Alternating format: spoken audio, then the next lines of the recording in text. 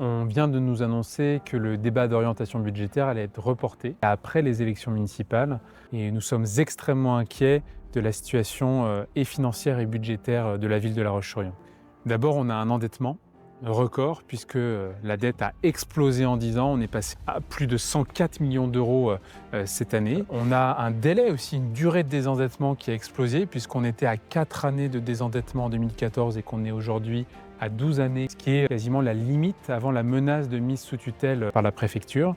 Et ce, malgré l'augmentation des impôts ces dernières années, plus 250% à l'échelle de l'agglomération en 2023, plus 40% pour la taxe d'aménagement, autrement dit taxe cabanon de jardin l'an dernier, plus 9% sur la taxe foncière à la ville de La Roche-sur-Yon cette année. Aujourd'hui, la situation financière de la ville est extrêmement compliquée. Des dépenses pharaoniques comme l'hôtel de ville et d'agglomération qui a coûté près de 4 fois le prix de la place Napoléon grève le budget de manière durable. Et pendant qu'on dépense cet argent dans ce palais municipal, c'est autant d'argent en moins pour rénover les écoles, pour rénover les routes, pour rénover les équipements sportifs, culturels, les maisons de quartier.